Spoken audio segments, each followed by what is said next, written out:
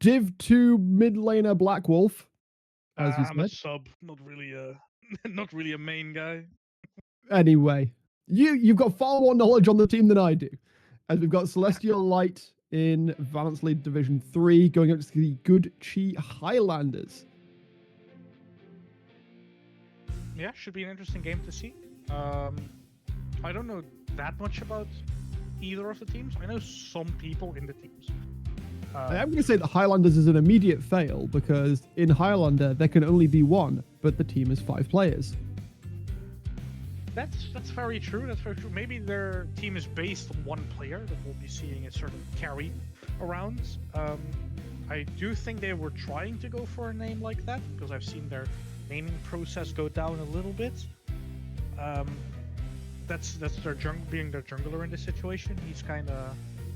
He likes being on top, you know, likes the spotlight. Oh, sorry, having a yawn. Hey, we can it takes me long. We can see that probably in his gameplay as well. He likes to play champions like the Viego, like the Echo, like the Kayn. Likes to play these more dominant kind of champions. Do you personally know anything about the teams we're going to be looking at, or do you not have a clue? Apart from some information that was sort of fed to me by Luna, I'm going into this fairly blind. I have to kind of get myself in the right mindset because it has been a while since I've cast stuff like VL, but I know, as I said, there was certainly some props towards Midnacy, towards Warbase and Dr. Wilson.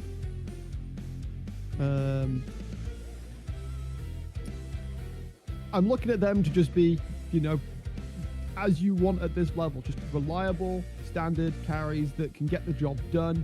And of course, Phantom is known for popping off, as you said, that Viego is like, give it one reset and good job, bud, you've lost the entire team fight. I was talking about the other guy, but that's fine as well. Phantom is, it depends. He plays what the team needs. I was talking about Carrick, the guy who's on Dingus right now. It's their it's good cheese jungler. He likes to play the summon kind of. You might want to ban that then, unless Phantom feels confident enough to take it away or have a good pick against it. But at this level, just knowing Phantom, he's gonna stomp it probably. Like, as I know both junglers. Like I think in these teams, the 2 junglers are the ones I know best. So it's kind of I know how they play, and I've seen these 2 players play against each other a few times now, and every single time, Carrick thinks that he knows where Phantom is, but he doesn't. And the other way, Phantom always knows where Carrick is and where he's hovering and that kind of stuff. So it's. I mean, these 2 have history. So. These 2 have a lot of history. See how their rivalry continues to bloom in this match. Of course, Light feeling pretty good about themselves in their Division 3 at the moment. They won their last series against Madmen Origins, who, as far as I'm aware, were pretty hyped up before the start of the split. Well, you know more than I do. I don't really keep that much track of the divs right now, but I can see why, because especially like the Madman Origin, Celestial Esports, and even Gucci right now, we run a in-house together, so a lot of players are familiar with each other and how they play and how what kind of champions everybody enjoys. So we have a lot of information when it comes to the organization, right? So it would make a lot of sense that in these kind of matchups, it's easier to predict what the other team is going to do because we know more about each other. All right. We've Are you finally gonna... Unfortunately, it looks like we're going to have a picked in order draft when we get through to that. It seems like they are using an external tool, probably like DraftLol, to do the draft externally. So we won't get the ins and outs, unfortunately, of the picks unless I can pester somebody to. We might have to wait for game 2 on that one. I definitely want to see the draft as it unfolds properly, rather than just having everyone in their roles. Would be very nice to see. I can sneak a little peek at the draft from Gucci's side on the Twitch stream. It looks like Dr. Wilson has his signature Anivia, his most played champion. I'm seeing a Wukong from Tom, a Tristana Yumi bot lane, and a Nasus on top. And then from Gucci's side, we're looking at like Smolder, Nico. I got a pop up on my screen. Yeah, okay, we're going to draft now. But we're All looking right. at a solid draft, especially because we got a lot of champions that we played a lot.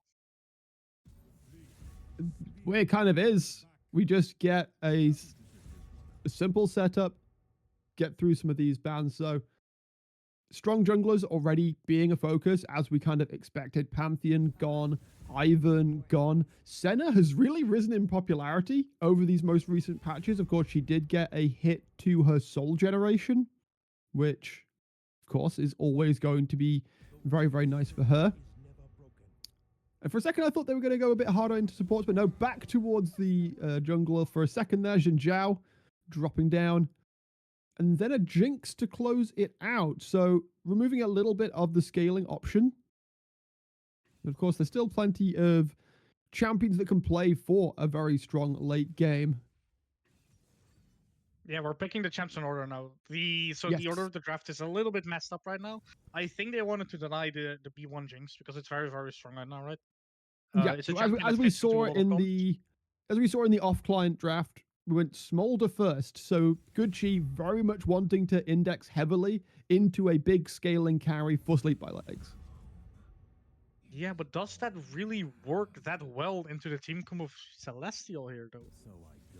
I mean, the response of Tristana and Ivia, I think, is a really solid one. Like, you are going to make it difficult for Smolder to play at the range he wants to.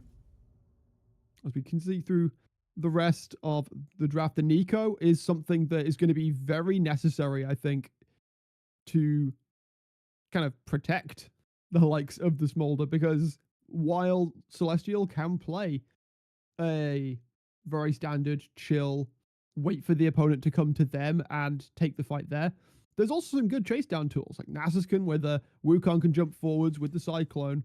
And as long as there's some good follow-up options, I mean, Tristana, of course, will love to follow up after getting a first kill, resetting through the fight. The only thing I'm really worried about, especially on Gucci's side, right, is we got this real protect the carry, protect the Smolder comp with like the Nico, the Janna, the Ornn. And then Viego, who's a champion not very well known for his neutral game, being fitted in this team. Like, yes, it's one of his most comfortable champions. I'll give you that, but it just feels like the oddball out in this team comp, no? I can see it. I think just having something that goes, we have this option available to us can sometimes be fine. But yeah, as you say, it doesn't necessarily fully jive with what I'm seeing. Yeah, because especially if we put a jungler that had more a playstyle towards the neutral game, like Viego has one of the best advantage shaders in the game. It will first have to get there, and he doesn't really provide something to get to that point within his team comp. Although with the Celestial Light side, they have great answers into the Viego, but then again, they need to engage on this Smolder, and Gucci has a lot of answers to counteract the engage, to maybe get a reset off on Viego, and then look to snowball the fight through that. So it will be very interesting to see how a lot of these fights will play out. Yeah, as you say, these teams, it does feel like their goal is get their relevant carry reset.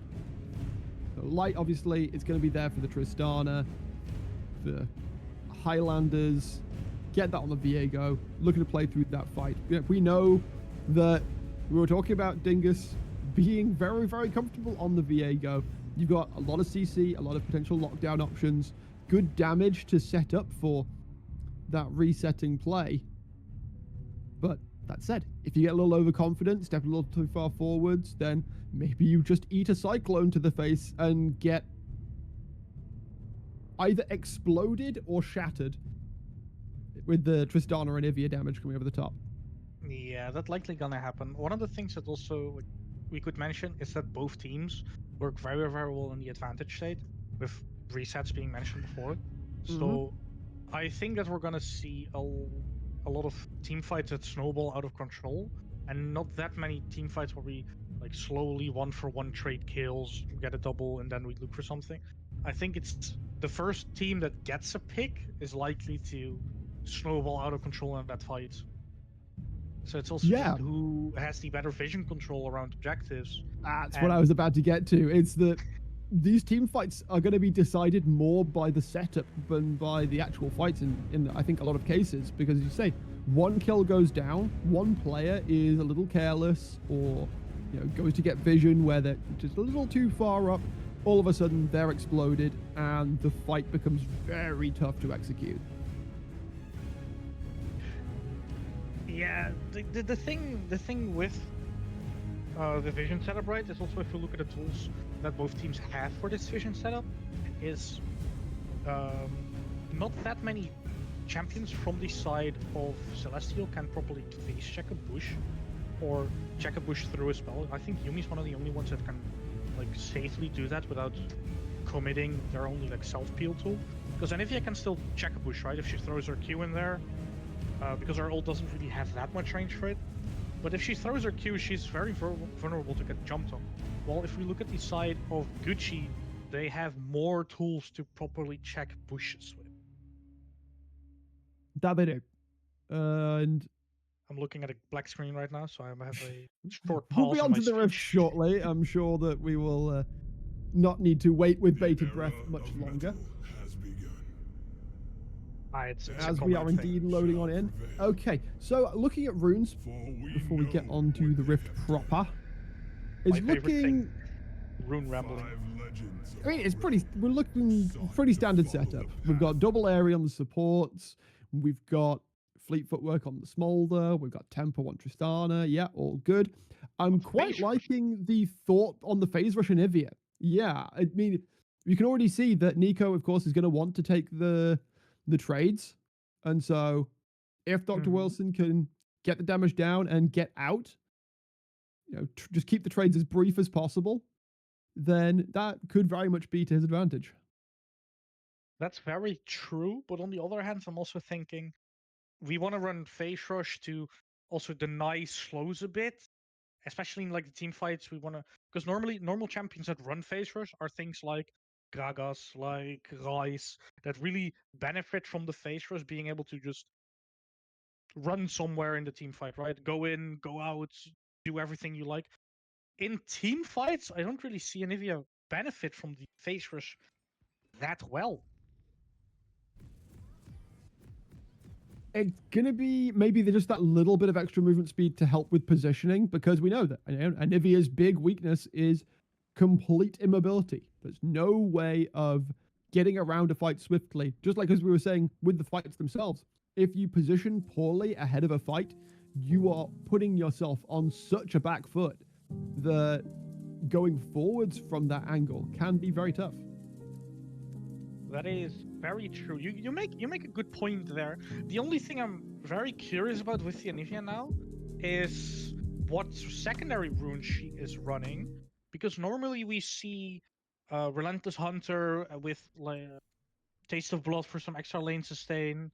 Here we're actually seeing Present of Mind and something else. Which Honestly, considering how mana hungry Anivia is in the early stage of the game, Legend Haste as well, that doesn't surprise me all that much. I think that is going to be able to allow him to sustain his mana a lot better. That's fair. Yeah, yeah, makes a little sense. I missed what production said, so that's a kind of confusion point there. Um, so the thing though, if you're missing around this hunter, you said, like you say, and if he has a very immobile champion, so she has a lot of trouble also with moving around the map, and normally you pick up the relentless hunter to make up a bit for that.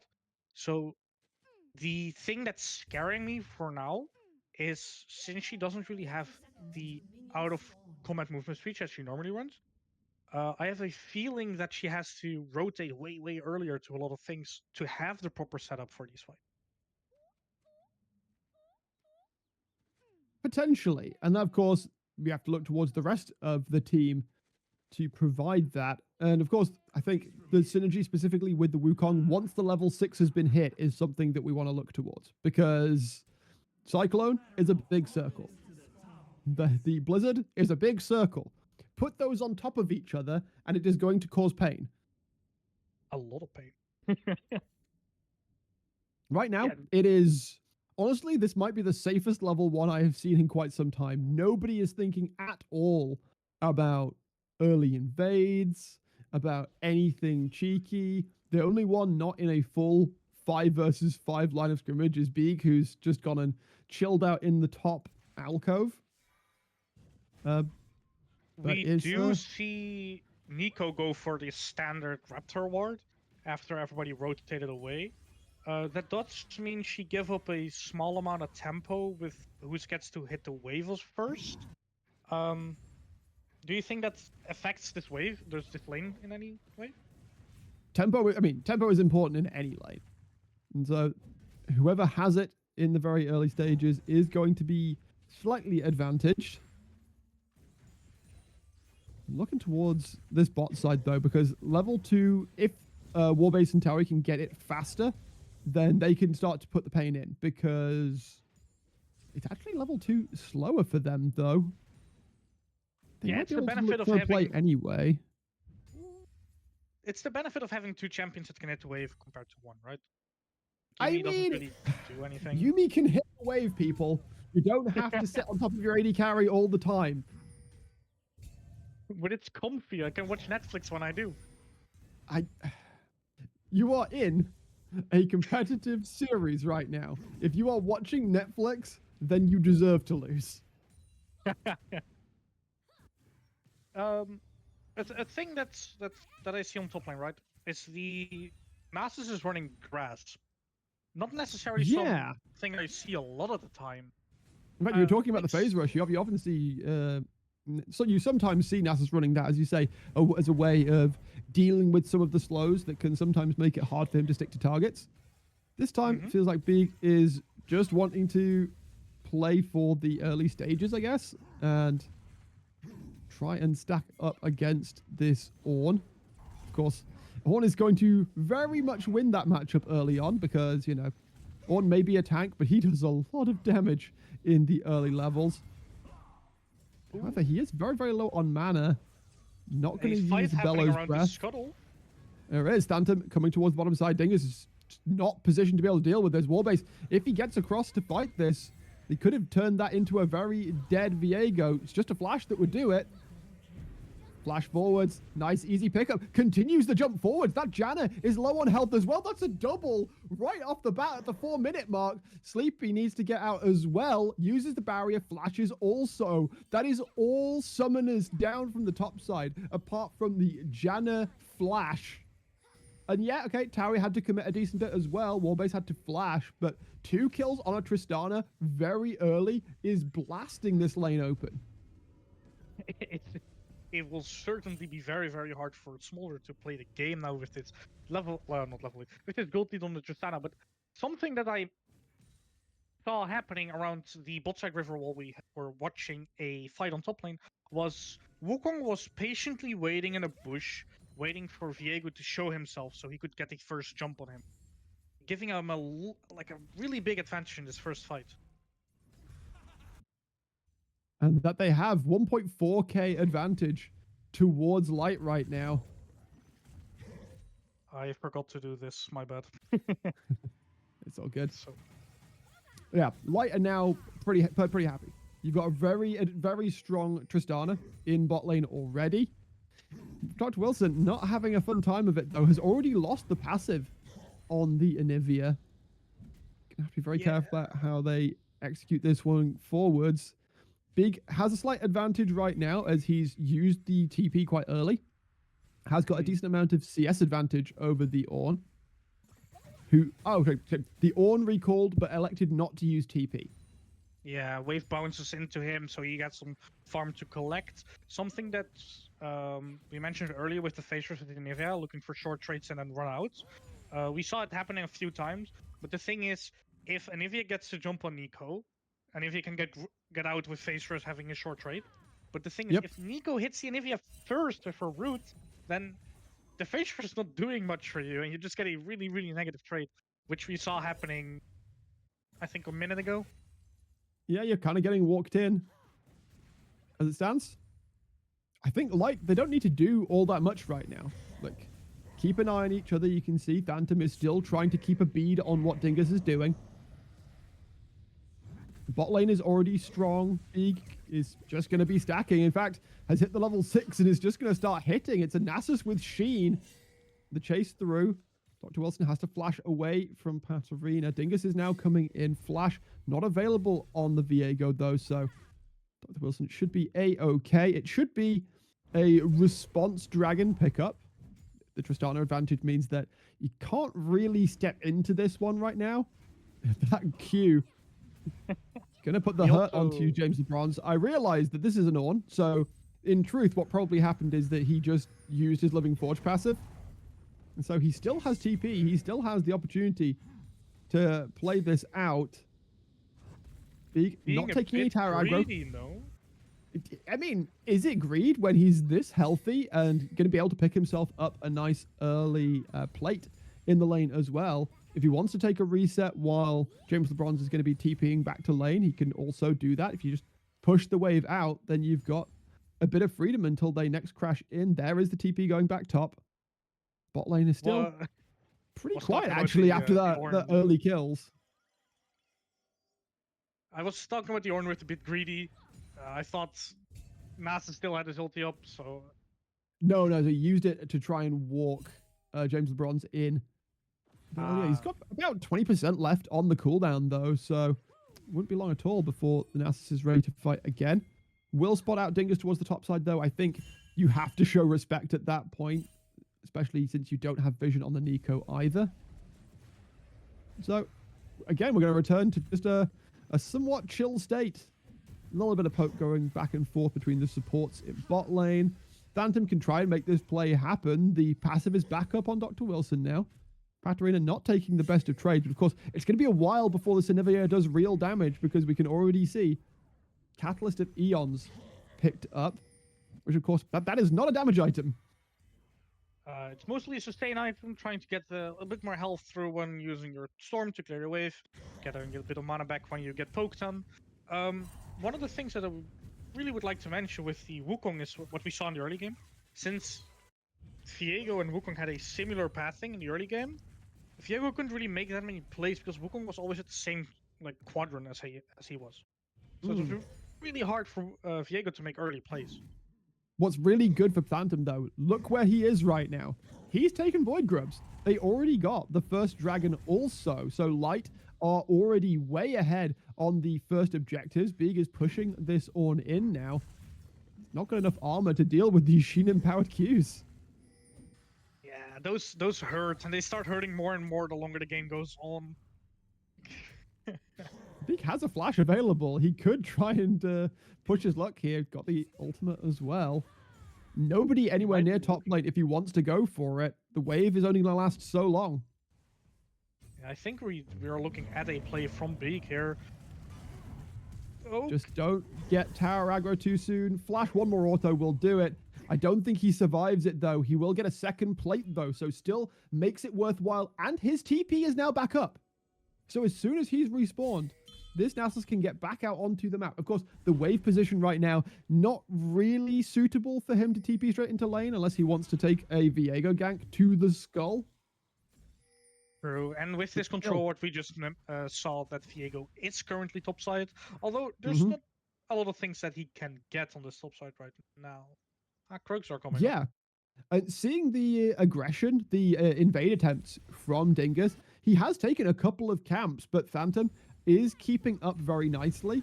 And instead, he already got the big advantage in terms of the objective pickups. The Janna getting melted down towards the bot side. I mean, when you've got a completed Wild Arrows at 10 minutes, you are going to be doing quite a bit of damage. And of course, that's only going to go up as you auto-attack your way to that 25% crit. Yeah, Tristana is just very, very strong with this crit chance as well, because it flat out buffs her damage from her E without the randomness from crit chance. Good trade from Anivia on the mid lane, actually. I'm starting to see her be able to play the game properly now. We wait. So there has been a bit of a change in preference for a lot of mid laners. They pick up the Catalyst of Eons, but like never actually upgrade it to Roa. Anivia though feels like one of the champions just going Roa anyway, right? Yeah, Anivia is one of the only champs that actually finishes the Roa together with, I believe, Ryze. Those are like the only two champs that really want to finish it. Even most Kassadins have dropped it. Classic. And then, of course, it's the old school mid laners of the Anivia Rise that are the ones that still hold on to that item. There it is, completed now for Dr. Wilson. Holding on to his TP for the time being. And he's been doing perfectly fine in the lane. I think we did see that he lost his passive earlier, but now it's back up. Dingus making his way towards bot lane, just throws out a Blade of the Ruin King. Warbase knows better than to stick around. We'll just jump away. Honestly, I just hope Towie's not falling asleep. Like, I could never find enjoyment playing Yuumi. But that's the thing, right? You just put Breaking Bad on or something, and you just chill. Well, speaking of chill, speaking of not really, Light is pushing towards their second Drake pickup. For the time being, it's the Highlanders who are just having to go, okay, we scale. Like, Viego does scale well. Ornn, of course, is going to become nigh invulnerable frontline. We just have to hope that Smolder gets powerful enough, because remember, Tristana is no slouch in the late game. She outranges towers at a certain point. Okay, that's a commitment topside, though, as Dingus jumping in alongside the Nico. Big just not able to do much about it. Dr. Wilson left alone on mid lane does mean that he is going to be able to pick up a plate. Warbase able to do likewise on the Tristana. Stun's coming through. Dingus making his way towards mid. There is a flash on the Anivia. It's immediately used. Good respect, I think. Yeah, Paul Blossom being thrown out forces your flash, kind of. Like, one of the things we saw there as well is we make a play on Drake. They know we're on Drake. They cannot contest it. So the only real play they can make is to look for this Nasus on top lane, right? And they did it. Gives them some value, but I don't think Nico roaming for that long is such a good thing, because Anivia just gets so much gold, and Anivia is a champion that really, really just wants gold. Anivia doesn't really need much besides her gold and her levels. She's fine and just chilling. Yeah. You're going to scale up. I think, is it around level 2 ultimate that Anivia really wants to start training out? Yeah. Level 11, she can actually start playing the game by most major standards. I mean, currently at level 10, already got 2 stacks towards that completed Roa. Well, you know, Roa is completed, but you need 8 more stacks to get the extra level. Yeah, it's gonna take a while before, like, she's getting it. It's probably gonna take her from, like, level 14 to 15. Maybe trying to make his way in towards bot lane. Don't think, dropping very low, but not falling down just yet. We've got a TP coming down from Dr. Wilson also. They're trying to make this dive happen, but it looks like they have managed to get away safely. Gucci Highlanders. However, it is going to be a secure on the feats of strength for the side of Light. First tower picked up. They got the first 2-3 kills, the feat of warfare. They already had the feat of strength. They didn't even need a tower for it. Oh, of course, they got the second Drake. Yep. Dingus trying to step forwards. I don't necessarily rate it very much. Big looking to do some damage on this tower. It's an Nasus that is just going to be going. Now you can just press R and walk at him. In fact, it doesn't feel like Big necessarily even wants to use the ultimate. He might have to now, though, as he walks face first into the Nico. Don't think making their way across as well. I think that the Ornn still dies. Not quite. He's not able to get the damage through. There's the flash away from the Nico as he sees Phantom coming in. Big, again, maybe just being a little bit too aggressive with making these plays. Dingus looking to threaten forwards, but Warbase is now out of base to try and support his team as they look for yet another objective in the Shelly. I mean, we look at towards the bot side. There's not even that huge of a difference in bot lane. It's just that earlier completed item. There's only 700 gold in it. There is the Rift Herald secured, though. But look at the difference it has made across the map. Dingus just trying to stop Warbase from getting into the mid lane. They're trying to take this tower down. I think they should just about be able to manage it. One more auto will secure it. I think Nasus was very greedy on the top side just a moment ago. Yes, he has a 1300 gold lead, but he had 1200 gold in his pockets. So the gold lead So he had no gold lead. Yeah, he had no gold 100, 100 maybe. He could get some chump change for it. I don't know. So it was very ambitious of him to go for that flash in while everybody was still like hovering around. Oh, Dingus getting aggressed on. Warbase doesn't want to overcommit though. He was able to steal away that blue buff from Phantom, but Big what he needs to do now is just keep walking forwards.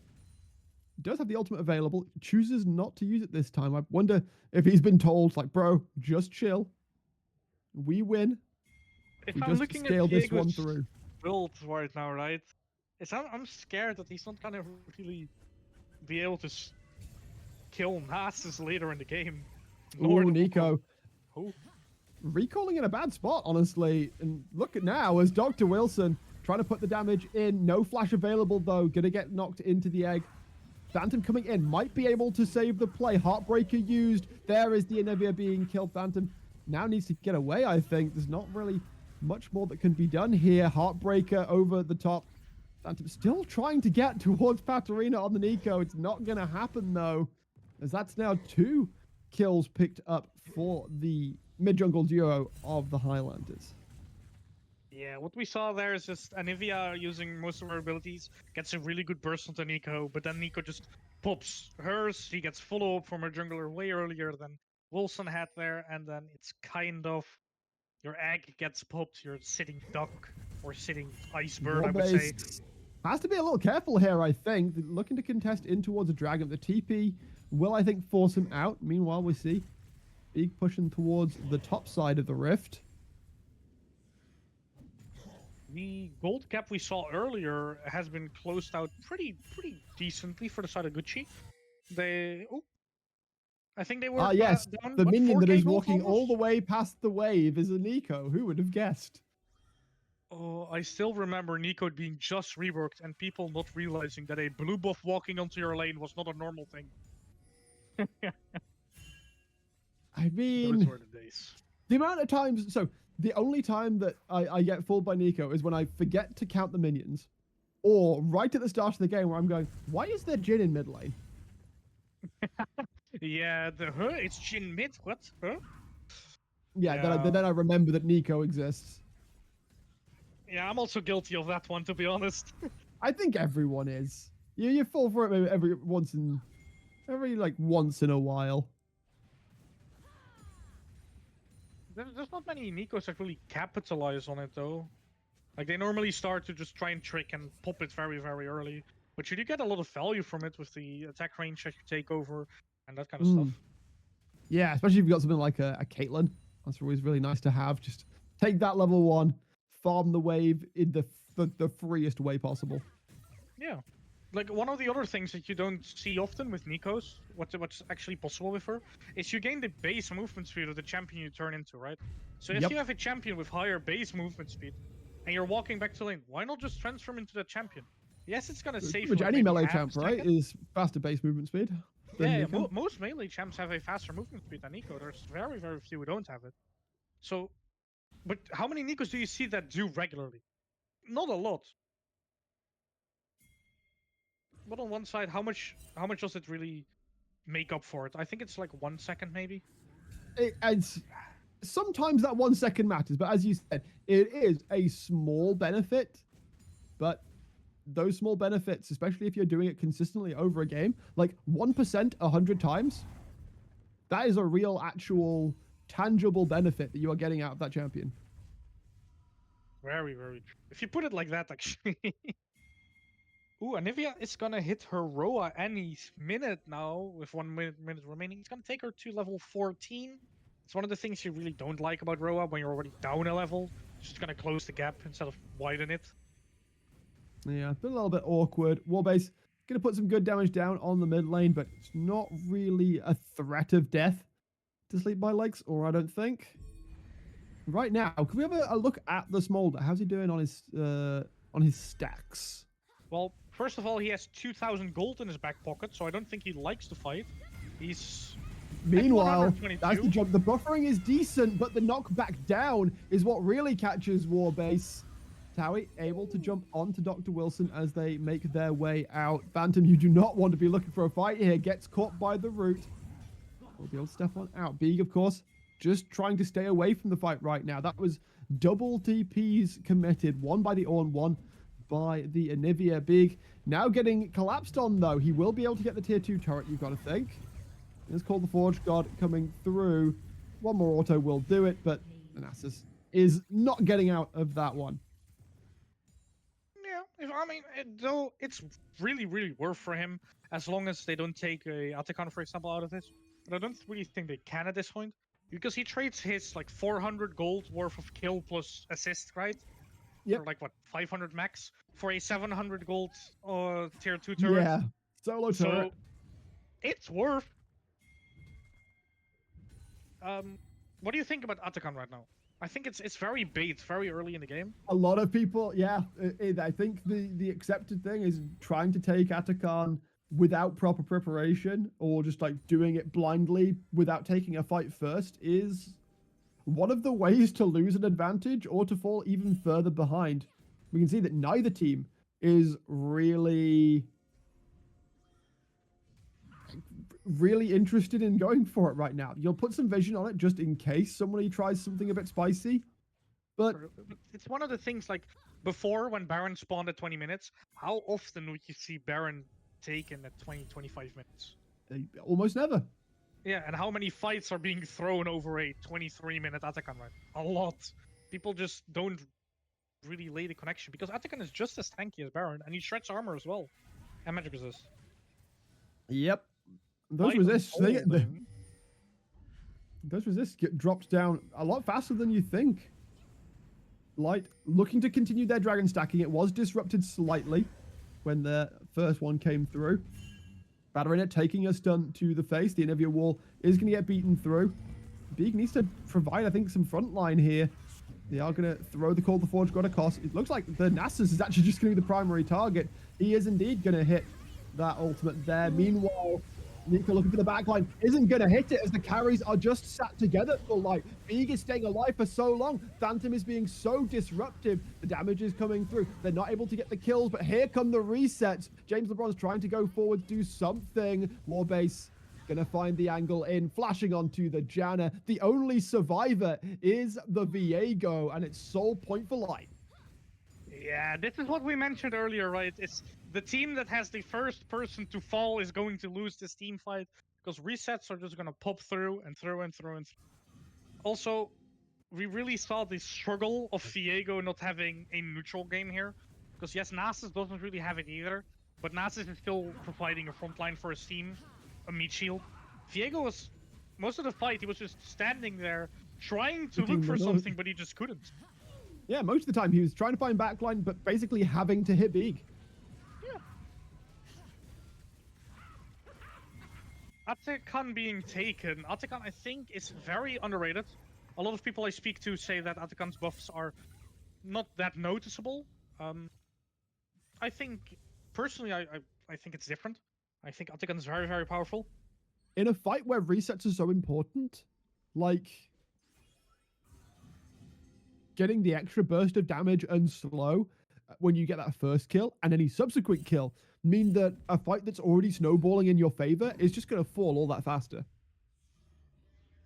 Yeah, the slow, the bonus XP, everything, right? Because one of the things that a lot of people don't realize about Atacon is how much experience you gain.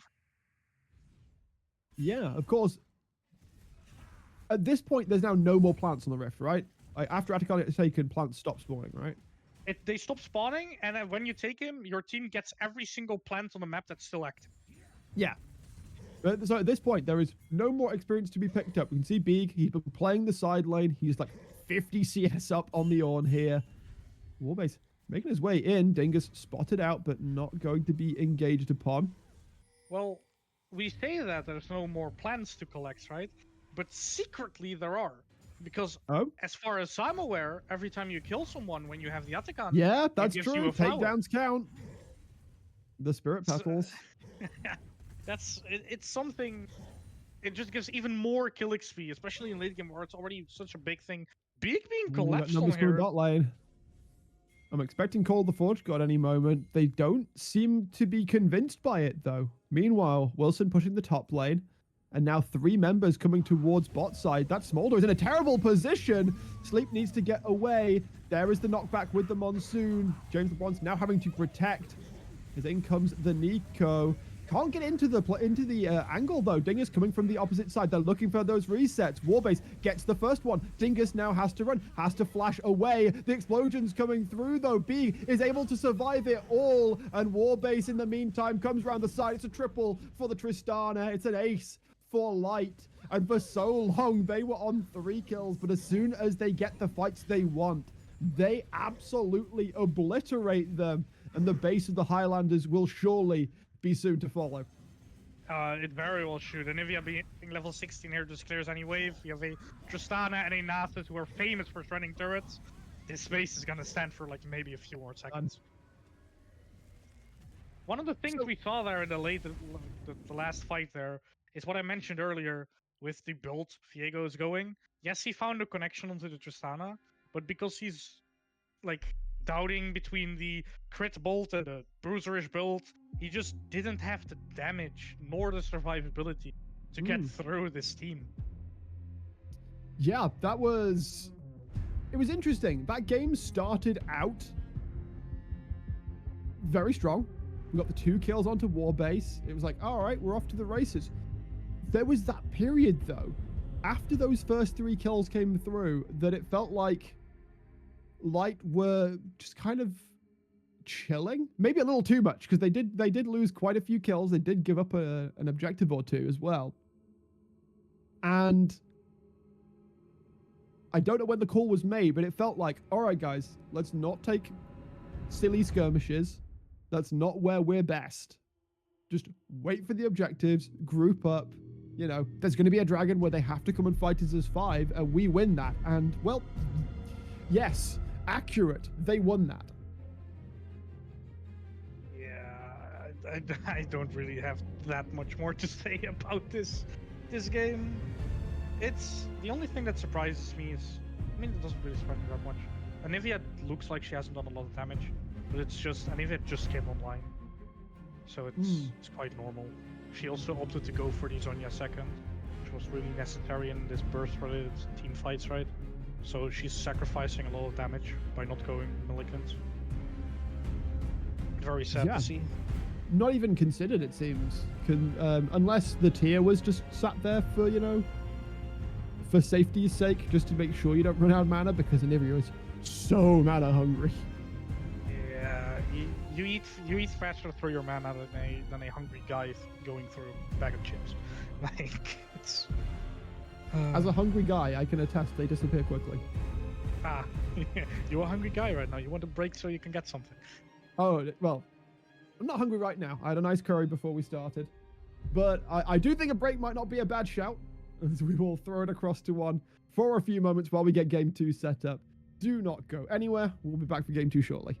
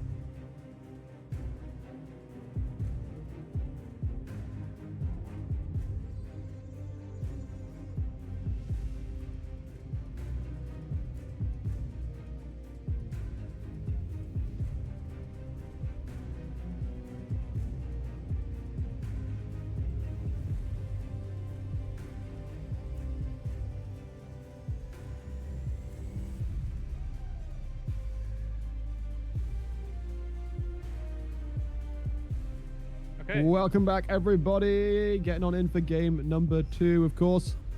We are in a fearless draft, which means all of those champions we saw in game 1 not available for game number 2.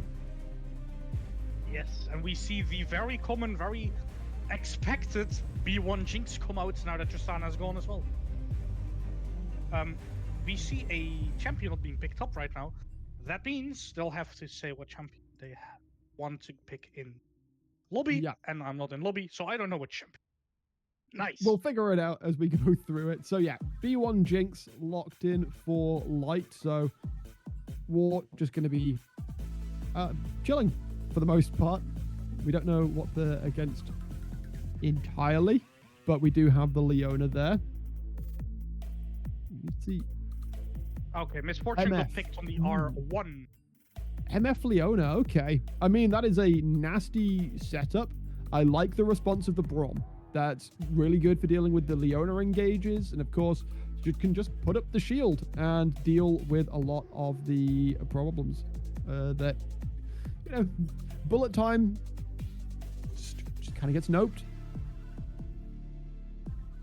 Yeah, they pick away the Orianna, right? Because they just kind of also want to deny the common, like, J4, Orianna, MF thing.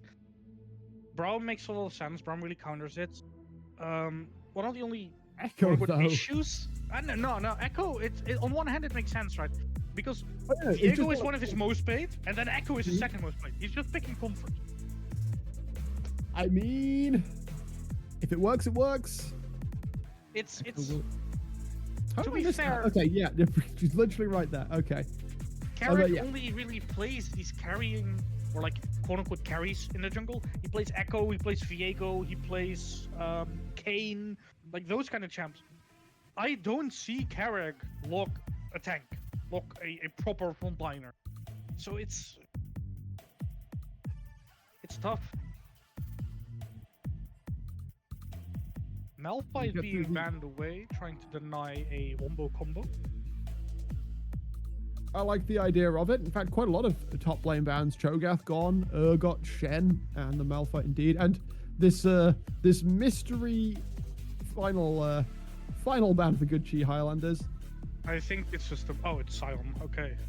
Okay, so Um, yeah, a lot of top lane bans immediately going to be responded into by the Renekton in towards the top lane. It makes a lot of sense. Ornn is out, so you cannot really counterpick it with Ornn. But there's still Yep, can't plenty have of the wall champions that matchup. work Nasus is fine. gone.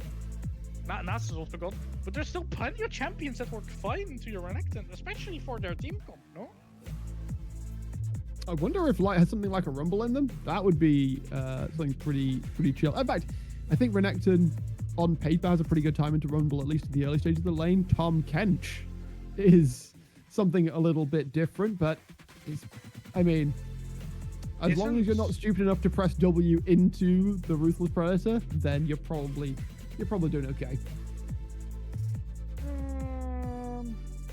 Yeah.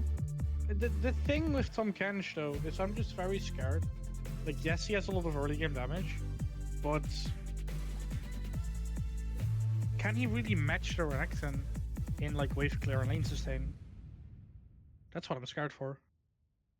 J4 being picked up, very, very common. We see J4 Orianna. Tom... The interesting choice here. Okay, so yeah, they leave. That is interesting from Highlanders. So they leave mid all the way to R5. They go for the Aurora. Mm-hmm. What I would really have liked to see is just pick the mid on R4, right?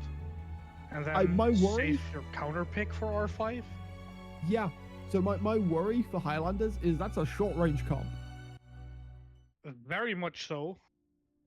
Like the only thing I would deem as long range is bullet time. Yeah, but then you have just Braum that holds his door open. Precisely.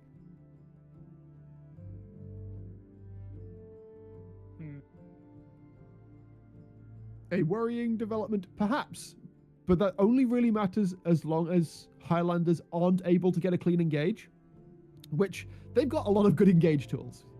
Like Leona exists to be a good engage tool. Echo can potentially find stuns with the parallel convergence. We can see Renekton flanks, things that can happen a lot. Aurora. Between Worlds, of course, not as crazy of a tool as it used to be, but still does good damage, still slows anyone trying to escape it. Yeah. How So does I think Brown Highland- E interact with the Echo W? Can it block it? You still get stunned by it. Huh? I'm confused. Just don't mind me. I'm an idiot sometimes. Yeah. I think this game is going to be very, very interesting. The only thing I'm worried Yeah. about with Celestial Lightside is if Jinx can't really just hit someone. I feel like they're lacking damage. Like, yeah, you have the Orianna with the J4 engage, but J4 Tom Kench are not really gonna do that much damage if you don't fully commit on J4 going in, Orianna big ult. And Gucci has just have a good team comp for that. Because she can't really engage on Echo, because she's just gonna use this rewind. Yeah, MF is real. Yeah, I'm not in the lobby because I got kicked. It's. I don't really think there's a lot of champions that can properly find and engage on, even with the J4. I think the only real one is gonna be the MF. I think the opposite angle is you just want to play it. As you said, the idea is to make it so Jinx can play the game. And with the aggressive tools that Highlanders have at their disposal, there could be a lot of alternative angles where you're just playing to keep the Jinx safe. You're just using the Braum ultimate, the Shockwave, the Cataclysm to put people in a situation where Jinx can free fire on them. Where Warbase can do what he did in game number 1 on the Tristana. Just pick a target, knock it down, and pick the next target and the next target and the next target until the fight's won. Yeah, we're just gonna see a basic front to back basically from the Celestial side. Yeah, I think they're quite happy with that. Highlanders, I don't think they have the same luxury. I think no, they Highlanders need to go for hard dive. Like they need to do hard dive. But then why pick MF on like R1 and then after that immediately pivot into full hard dive? Makes no sense. Because wouldn't it be better to have locked Kai'Sa? If like Kai'Sa Leona have a lot of synergy together, as Leona stacks Kai'Sa's passive up, Kai'Sa can go with the dive. I don't think Kai'Sa has that bad of a laning phase with Jinx. Yeah, or the is it just me plasma cooking? stacking would have been really good. I wonder if Highlanders are sort of looking to, instead of play full crazy go ham dive, they're thinking of doing a sort of front to back, which they can do, but I don't think they can do as well as Light. I think if we see a front to back fight where both teams go for the full front to back style, I don't think that Highlanders have any real chance unless they find a weird engage from Jinx, but then it's not really front to back anymore.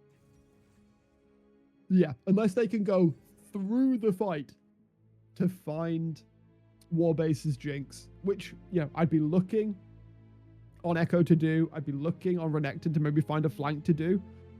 If they can find something to disrupt, as you said, that strong front to back, while playing their own sort of, it's almost like chess. It's like front to back flank variation. Yeah.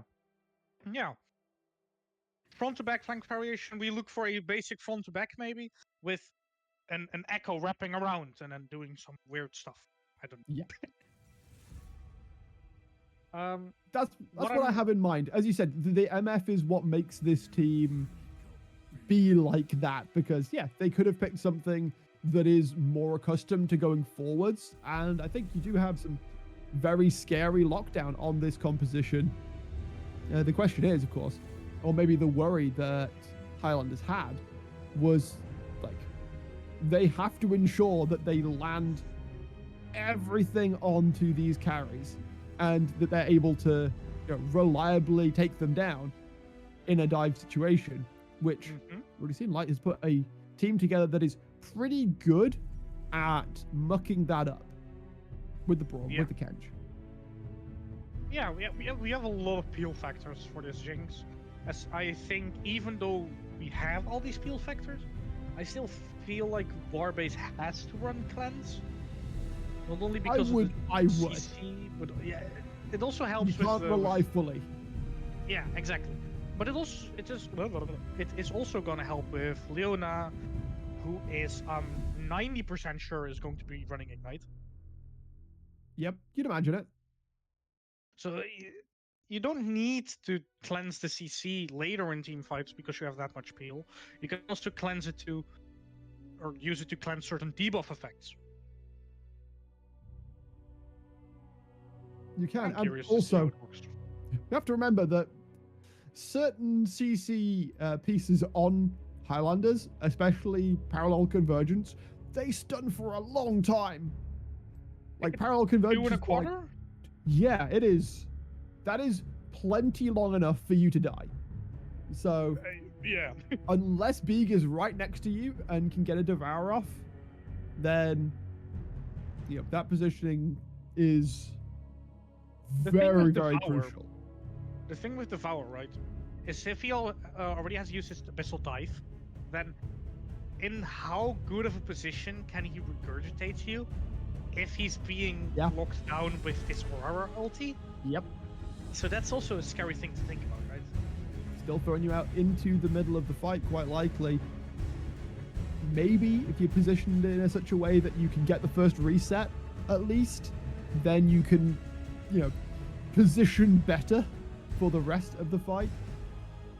Of course, these fights are usually so chaotic that doing that on the fly is not the easiest of things, especially when, you're getting, like, wrenches. Like, what kind of weapon is Renekton even swinging? Like, I think it's, I don't know, a coal? Isn't this Q called, like, Cold Week? Yeah, but I don't know. A Crescent Axe. Crescent Axe. I'll believe Sounds it. Cool. Works out. They'll do nicely. The literal sun itself is being thrown at you, though, so you better be good at dodging.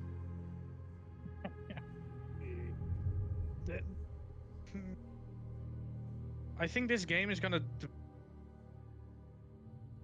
Yeah, that's what we meant. So one of the things that I'm very scared of to see, right, is just someone on Gucci's side is going to face check a bush and just get jumped on by this big scary man running around with a spear in his shoulder.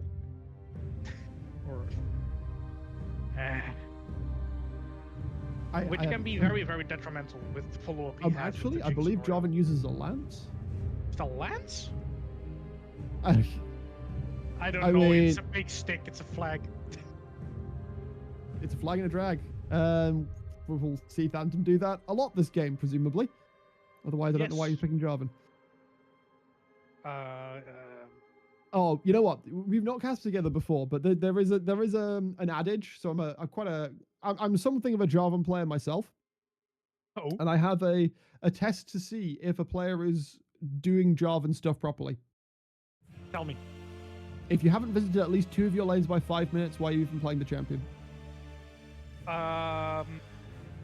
Yeah. I mean, it makes a lot of sense. Jarvan has this very, very strong early game potential. Although, knowing Tom and looking at his lane matchups, I highly doubt that he's going to get 2 ganks up at 5 minutes. I think it's a bit, we get a honestly, repeat of it's a bit game. hyperbolic. I won't lie. It is a bit hyperbolic. Mostly I say that in jest, but Jarvan is so strong in the early game that you should absolutely be looking to do at least something early. As you say, these lanes aren't the best in terms of setup, but if you're purely farming, then you're just gonna be worse than the opposing jungler in a lot of situations. Like Echo, once he hits level 6, is probably gonna be more valuable than Jarvan. I'm expecting to see what happened last game, right? Is trying to see where the enemy jungler starts. Maybe they path towards the same side again, because Jarvan is just going to try and mirror at least. So fight yeah, over a scuttle, maybe get a numbers advantage on the scuttle. Look for some invades. Tom is very, very well known for his ability to jungle track, for his ability to get good invades off. So we might see something of that. Echo is also running first strike, so the thing with that rune is if Echo doesn't have to jump on you, he's gonna do less damage than if he would have just run Electrocute or Dark Harvest. Definitely. The thing to remember as well, of course, we saw the tracking in game 1 from Tom was pretty darn good. Knows Carrick very, very well. We talked about these two players' history, and it certainly was Phantom who came out the better in game number 1. Now on the red side, Gucci Highlanders, Carrick on the Echo. See if they can make it to a third game. I'm reloading into the loading screen right now. Got a little bug. Yeah, we're back. If we're looking at the Orianna lane, right? One of the things that I'm not really used to seeing, especially in this lane matchup, right, is the fact that we're looking at a Ahri instead of something else. I normally would expect maybe a Comet if you want to be a little bit more aggro, or just face rush for safety so you can run away. Ahri's nice for Orianna because you can shield allies. Like you have that little extra supportive thing. The Ahri is going to give just that little bit more shielding on top of the command protect. As here we come onto the Rift, folks, for the second game of the series. Light, of course, on the blue side, very, very keen on the idea of closing this game out in 2. Gucci Highlanders, it is on them to make sure that does not happen. The teams. Oh, we're seeing something spicy already. All 5 members of Light. We saw in game 1 that it was a complete split the map, just line of scrimmage, play it defensively. This time, Light, I think, because they know they have the ability to lose a game and it be fine, they're now going to try and step forwards. Sleep by Lakes will spot this one out. They're not able to take the ward down. Instead, they're just going to have to leave out empty-handed. So one of the things there that I was a bit worried about on one hand is J4 doesn't have best level 1, but on the other hand you have Braum, one of the champions that enables stuns level 1, a lot of them as well, because auto attacks are basically the only thing you really do on level 1, unless you have a crazy hook ability like some annoying robots do. But I couldn't possibly know who you're talking about. But I mean, at least it's not a crazy chain guy or a dead dude. True. Something that I noticed is Tom opting to go no potion, while Carrick has opted to go for a potion. I mean, so most of the time you kind of expect to not go potion as a jungler, right? That's the sort of standard. So it seems like Carrick is wanting to sort of commit to the idea of being a bit healthier once he completes his first clear, which could suggest that he's trying to get an early gank off. Could very well suggest it. We do see one thing though again. They're pathing to the same side of the map. Yep. The thing so is, I don't know. Light don't know where Carrick started though. However, Tom was spotted out. He is fully scouted right now. So the question is, how does Carrick want to play this? Level 2 is now coming through. Shield goes up. The damage coming through. There wasn't actually a cleanse onto Warbase. It's having to use the barrier now. Can put some damage down. The Q doesn't land through. Towie dropping very low, though. Still trying to play this one. They're landing the stuns. Warbase needs to hit harder, though, and it's this early level. Not going to be enough. Towie goes down for first blood. Opting to go for barrier instead of cleanse was surprising. And we see... I noticed it so we late. We see why. That was something we were expecting to happen, but yeah, it did not this time around. Yeah. I wasn't trying to get good trades, but the Aurora... She jumps back into the ball, so it's kind of... You don't get a... It ends up being even, yeah. One of the things though, look at this ward on the chickens, though. Again, Tom gets spotted out. Wilson needs to be careful as in comes Carrick. There is absolutely no knowledge here for the Ori. Shielding coming through, though. Trying to survive. Carrick, one auto will do it. He is going to die for his trouble, though. So Wilson at least getting something out of the trade. And also, notably, the Aurora does not get an assist. Yeah, but I being worth believe through the pings that I just saw, is there might be a chance that we'll see a gank on mid soon, since they just pinged that Aurora had used flash. Except Aurora didn't use flash. Yeah. Still there. Beeg is doing having a good time with things, it seems. James LeBron's not really able to do much into the Kench in these early stages. So it's going to have to concede a little bit of CS. May end up having to call Carrick top lane to just make his life a little easier. Make it so he can take a back safely. Yeah, but we do see one of the issues with these kind of lanes, right? Renekton is mana without champion. A champion without mana. Without champion, yep. And Tom Kench is running low. So yeah, it's, I think it's push kinda... this wave in, get a reset off. You're probably just chilling. Like you can use TP at your own leisure. It feels like. Yeah, the early game Again, TP doesn't really matter that much when you're both junglers are pathing towards bot side. Well, they are actually currently on the top side of the rift. We see that despite the kill picked up by Carrick, Tom has been doing all right for himself. Double pickup on the Ruby Crystal early on. So trying to be just that little bit tankier. Damage, not as much his concern. Warbase trying to put a bit of damage down onto Sleep by Lakes. I don't think it's going to mean all that much right now. But we do see numbers moving towards the top side. Carrick is potentially looking to get something here onto Beeg. I mean, yep, that's what Electrocute Aurora does. Yeah, that champ's here comes the Echo. Oh, he's not confident at all. They're trying to step forwards now.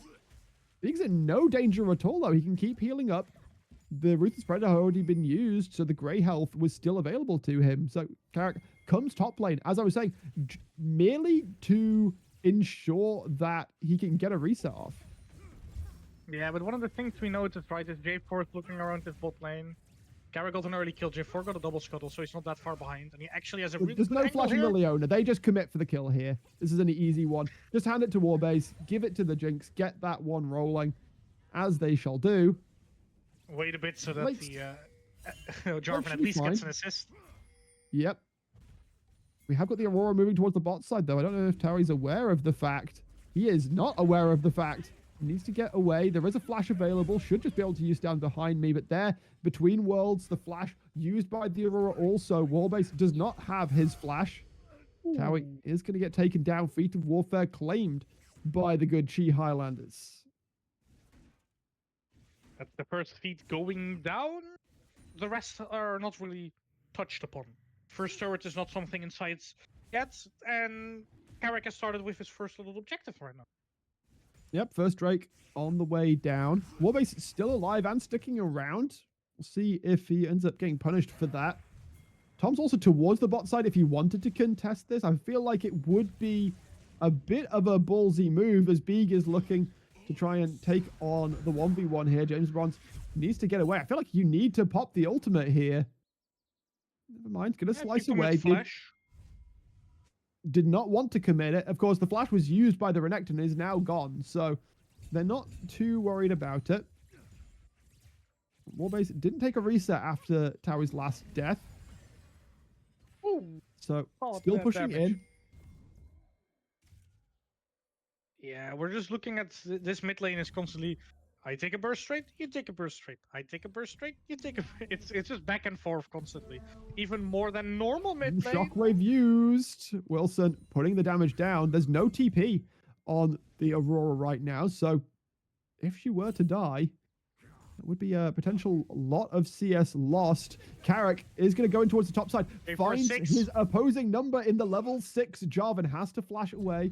Cataclysm not used right now. James Bronze found himself a little bit there. Does have an ultimate available, which Beeg does not. Even with the Dominus, I don't think he wins this fight right now.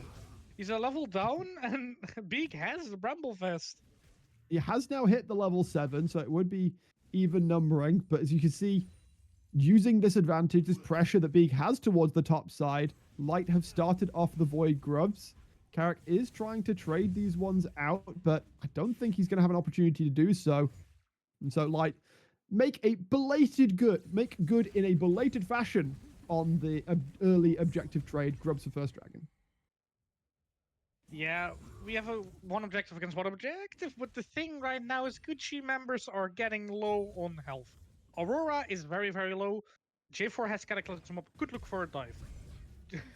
Alternatively, just do Wilson could just go for the solo. He is going to die, I think. No, walks out of tower range. Just about okay.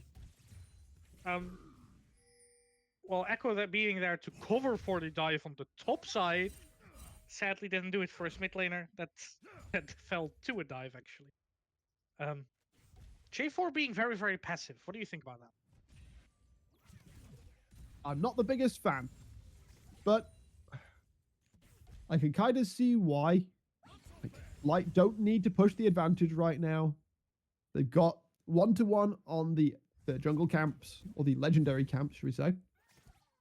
It's a while until the next Drake comes up. And so, why not just play it out? You're keeping up in gold. Of course, that kill Carrick picked up will put him slightly in the advantage, and he is going to use that all the way to a rocket belt. Shockwave putting the damage back around, though. Katarina might be in some trouble here. Tries to get away, ends up walking face first. I think he was trying to go back into, to use the walls of the Between Worlds. Towie not having a fun time. The Echo is towards bot side as well. Warbase knows it, but he's got no flash. He's got no barrier. This should be an easy enough pickup. Able to get under the tower. TP being used now by Dr. Wilson to try and stop the dive from happening. Yeah, it's a smart decision. Will prevent it. Ooh. Here's the Dominus being used. No mana, I think, for the Devourer. I think Big could have used it if he so pleased. I mean, this is a very good decision from James Bronze, actually, because right now it's evening gold because Big has not based yet. So his gold lead basically right now is non-existent. He is over double in CS though, which once he does get a reset off, true, is gonna be nasty. It's gonna be not fun. Towie's just not having a fun time of it. This one flashes. Will be able to survive this time around. Yeah, Renekton is not having a really fun time. Braum not having a fun time. So we have a top laner that's not having fun and a support. Both sides of the map. Which I'd rather have. Yeah, you would rather have the top laner not having fun. Or the support not having fun. I don't know. Carrick making his way in towards the mid lane. The Aurora cannot assist in this play. Sure, you can get some damage down, but Dr. Wilson is doing more than enough to threaten. And in fact, is really looking to put some damage in. Phantom has the Flash Cataclysm as well. Flash could do it. He's not going to commit. The Aurora is able to make it out alive. But with Dragon spawning, this could be an easy enough pickup. Oh, the Jinx ultimate flies through, grazes past the Aurora. I was expecting a double kill there. I thought, oh, Shockwave is up. We're gonna see E onto J4. J4's gonna go in, boom. But that sadly didn't happen. Not coordinated. Instead, the Cataclysm is held up. It means that if there is a fight around this upcoming dragon, it could be very big for Light. And look at Big. He has not used his teleport, by the way. He went back to base, walked out to the dragon to assist. Now he's going to look to take a reset. Might get cancelled on that. He's the River King. He has to be everywhere. It's his domain. That's true. Has some golden pocket.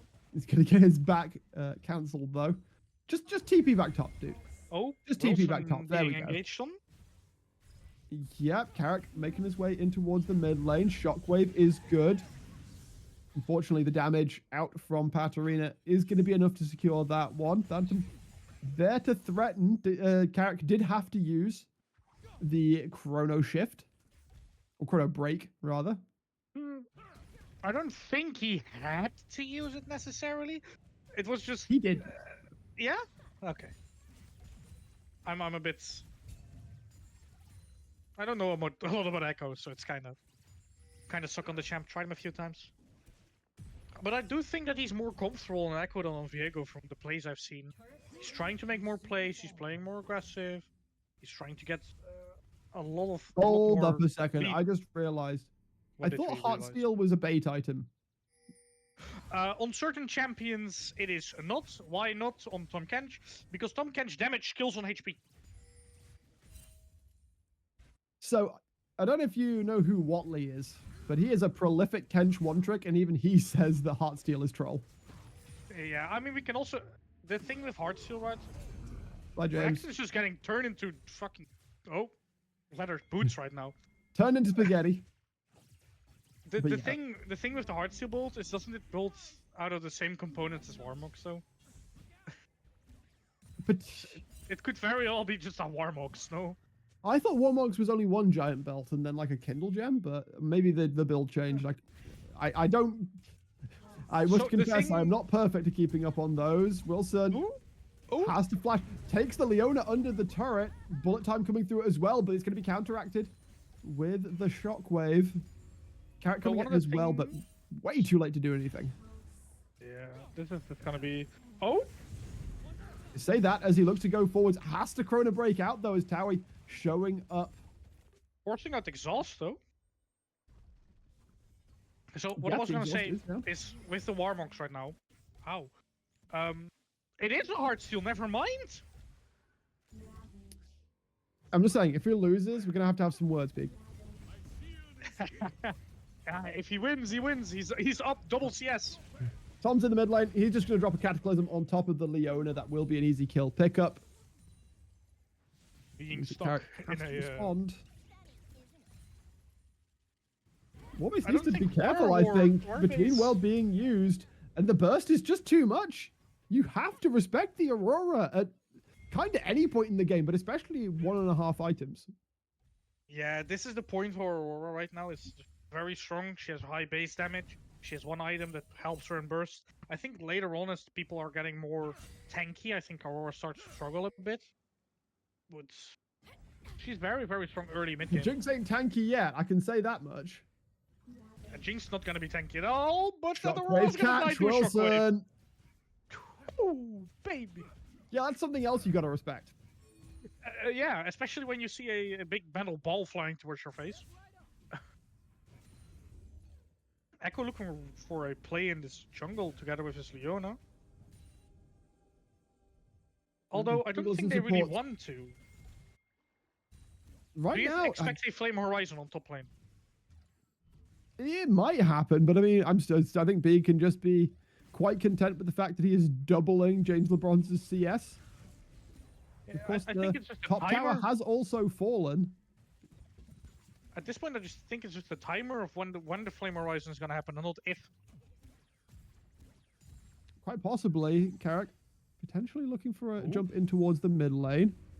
Warbase, thankfully, able to clear the wave up, so the dive just isn't really tenable. Oh, the snipe Well- with the tongue. I mean, you can put some good damage down. I don't think you're realistically going to kill, though. Heartsteel is going to be proccing, though. I say that. There's no flash available, and the prediction on the slice and dice, just as I say it, Beeg picks up the solo kill. We give it a chef's kiss for the seafood that Tom Kent's just cooked up. Even though it's a crocodile. Seafood. I was like, Tom Aurora Kent being is the seafood. forced. And cooked a saltwater crocodile. We count that as seafood, right? You ever had crocodile before, by the way? It's quite nice. I have not. I have had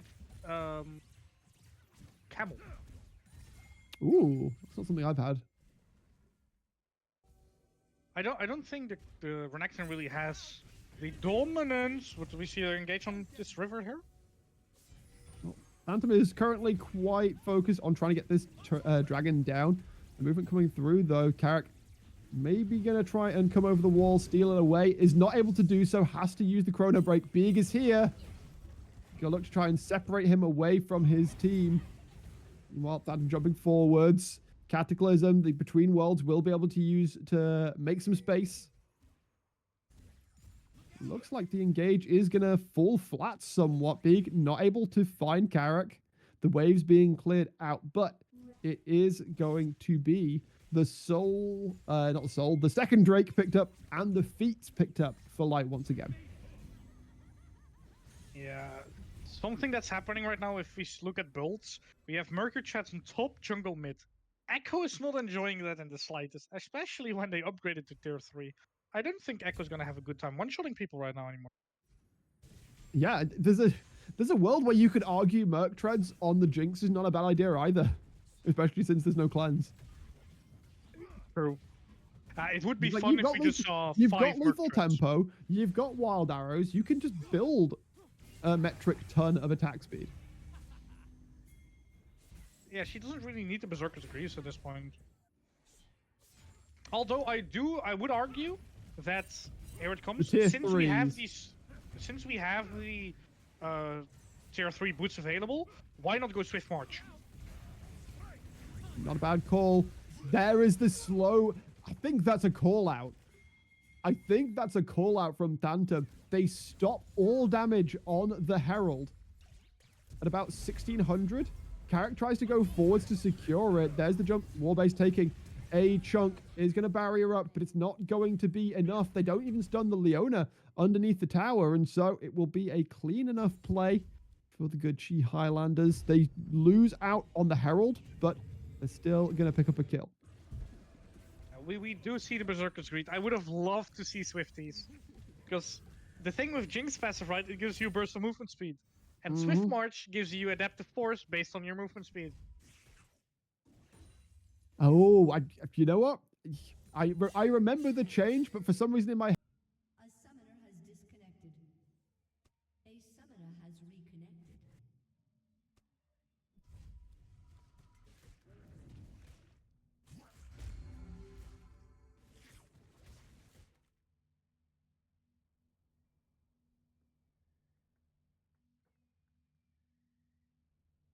We are back on again? though.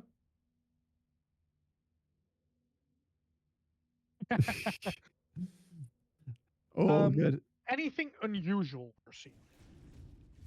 In like builds, maybe. So I think we've been discussing the unusual things that we kind of would have liked to happen. For the most part, this is really standard actually in terms of builds. Which, I mean, I can't remember who said the. What's this? Only think about outside of the box when you've actually filled the box in first. Like the expected standard builds exist for a reason, and while there's plenty of reasons to step away from it, horse is not zebras. That one, or I think it means something similar. Yeah, okay. I'm not native English, so I don't really know that many things from wordplays. Well, we see a Orianna with full burst, which makes a lot of sense in this game. She's doing a lot of work right now. I mean, again, it's a sort of a reset scenario. We get another Devour onto the Renekton in the top lane. Yeah, at this point in the game, Big is really hurting. Is going to get the knock-up as well. He turned around into the Abyssal Dive and will pay the price for it. Atacon, vision is being gained. Weird. That looked very, very weird for me. Because I thought he had his Heartsteel, and he ate Renekton, regurgitated him out, and then he had to stack the Heartsteel again. I think because he disappears off the rift, that might be just something like part of the interaction. Yeah. Carrick spotted out immediately using the Chrono Shift to try and get away. He does have a flash available as well, but the movement speed will be enough to keep him alive. 45 seconds until the next Drake comes up, though. Chrono Break is indeed down. And Light might just be in a position where they look to start something up. Look at the Atacon. They're looking for that one. Right now, most of the Highlanders are towards the top side of the map. It's a very... Normally, it would be very risky time for this Atacon, but they're in a very, very good position, except the fact that they're mid-wave. Almost. I mean, I think he's going to just, kill the Renekton again. That is the Atacon pickup, though, as Drake is spawning. And look at Good Chi again. There is the Jinx ult flying across. It does not find a crocodile. Big is being collapsed upon, though. Gonna have a shutdown to his name. He tries to get out. He's able to do some decent moves with it. He's got flash still and a gray health to work with also. He's just able to step it through. He's got so much health. There is the gray health being used. They're not able to kill him. They send everything top and like get Atacon and Soul Chem Point and are pushing it in the mid lane. They thought they could get a kill there, but they got catfished because he was way too tanky. They got catfish. Yeah, they got sent on a wild journey towards top lane. And they lose so much for it. Light now up nearly 6,000 gold. They are going to try and engage angle here. Phantom tanky enough to not worry about it, though. Warbase is being covered for well, despite a couple of unfortunate deaths. The Jinx is now coming into her own. Wilson not quite able to take down the tier 2, and I think might need to escape rather quickly. Tom will be the one to spot that one out. They Jinx will be able really to make needs it her out second safely, item. though. How Can't much be too gold far does away Tom from it, though. take? 1,600. Yeah, that's just got to be in base right now. Can we just base as Celestial being here? Like, There's Zayas. look at gold on mid, look at gold on the Yeah, jungle. that's a lot of gold right there. Tom is very focused on taking his camps, man. He's a little goblin with the gold he has. Look at Wilson. I didn't get a chance to mention it in game 1, but very good CSing. He's stayed a good 30 CS up over the Aurora here, and that has converted me. I didn't get to mention it when we were on the gold, but just look at that. Look at that mid lane. That's a 1,600 gold advantage. Something I like to see with this Aurora.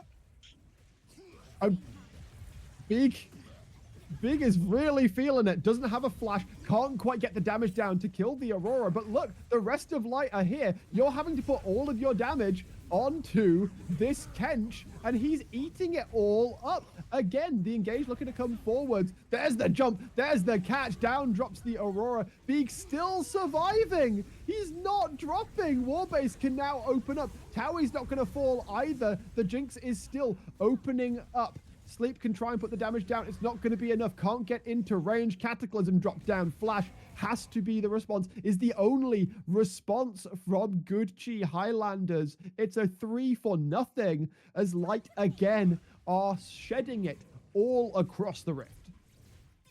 Oh, it was really, really fortunate for Gucci Highlanders there. Jinx didn't get an assist on that first skill because she didn't get her excited from it. Took a long while. If she got that assist, I think they were just all dead with an ace.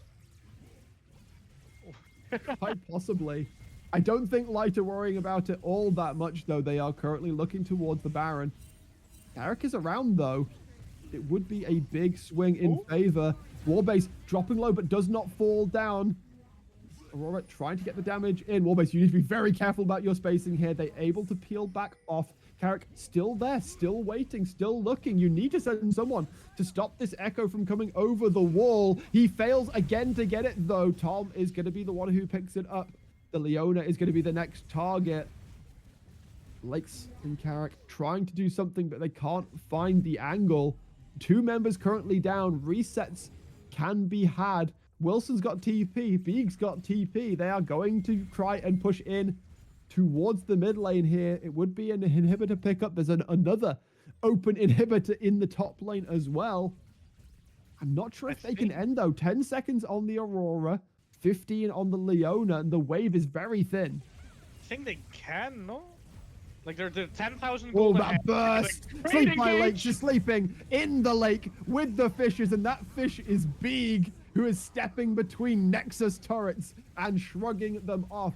Don't think looking for the angle in. Solar Flare is not going to find anyone important. They are being shepherded back towards their Nexus. They are going to play for some extra numbers, pad out those stats.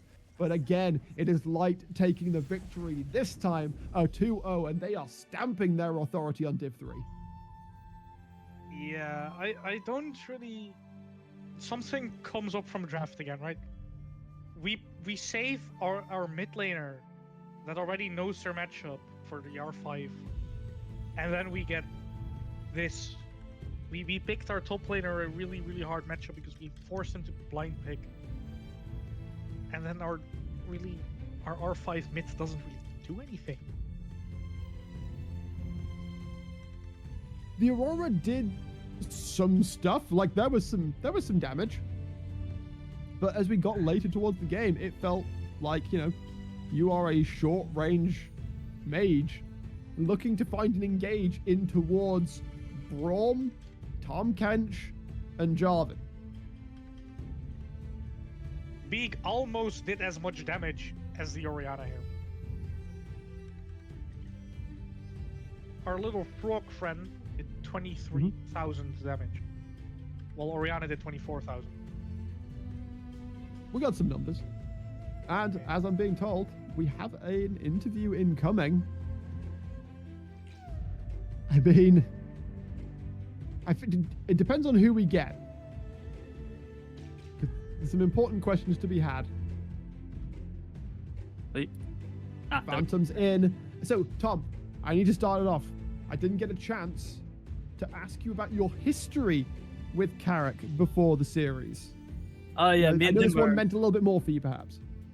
Yeah, this one was a bit of a grudge match because me and him used to be on the same team. We're also like longtime friends, so it's nice to get the one up on him.